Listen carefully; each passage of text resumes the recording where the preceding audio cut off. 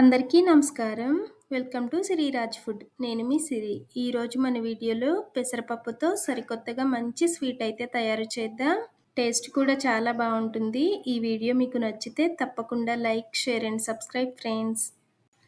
దీనికోసం ముందుగా 1 కప్పు పెసరపప్పుని శుభ్రంగా కడిగేసి వడకట్టుకోవాలి. ఇలా వడకట్టామంటే నీళ్ళు అనేవి దిగిపోతాయి అన్నమాట.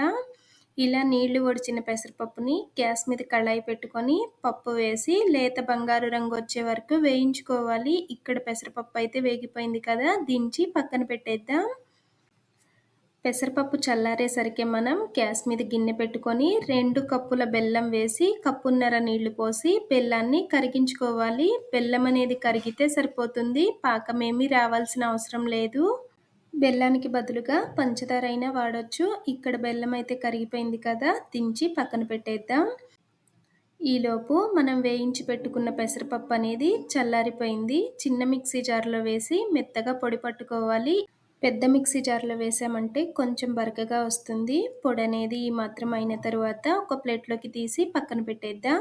గ్యాస్ మీద కళాయి పెట్టుకొని 1 స్పూన్ నెయ్యి వేసి 5-6 బాదం పప్పు, 5-6 జీడిపప్పు వేసి దోరగా వేయించుకోవాలి. ఇప్పుడు ఇవైతే వేగిపోయినాయి కదా, పక్కకి తీసేద్దాం. మళ్ళీ అదే కళాయిలో 1/2 కప్పు నెయ్యి వేసి నెయ్యి కరిగిన తర్వాత 2 స్పూన్ల ఉప్మా రవ్వ వేసి ఉప్మా రవ్వని దోరగా వేయించుకోవాలి. రవ్వ అనేది ఈ మాత్రం వేగిన తర్వాత 2 స్పూన్ల శనగపిండి వేసి శనగపిండిని కూడా పచ్చివాసన పోయే వరకు వేయించుకోవాలి. శనగపిండిని కొంచెం రంగు మారే వరకు వేయించుకోవాలి. ఇలా వేగిన తర్వాత మనం ముందు పట్టి పెట్టుకున్న పెసరపిండి ఉంది కదా, పెసరపిండిని వేసి చక్కగా కలుపుకోవాలి. పెసరపిండి వేయగానే ఉండలు కట్టినట్టుగా ఉన్నా కానీ మనం గ్యాస్ తక్కువ పెట్టి వేయిస్తూ ఉన్నామంటే చక్కగా రవ్వలాగా వేగిపోతుంది. పెసరపిండి అనేది లేతగా రంగు మారిన తర్వాత మనం ముందు తయారు చేసి పెట్టుకున్న బెల్లం సిరప్ని కొద్ది కొద్దిగా పోసుకుంటూ ఉండలు కట్టకుండా కలుపుకోవాలి. గ్యాస్ తక్కువ పెట్టి కలుపుతూ ఉన్నామంటే చక్కగా కలిసిపోతుందన్నమాట. ఎక్కువ టైం ఏమీ పట్టదు. చాలా తక్కువ టైంలో ఈ స్వీట్ని తయారు చేసుకోవచ్చు.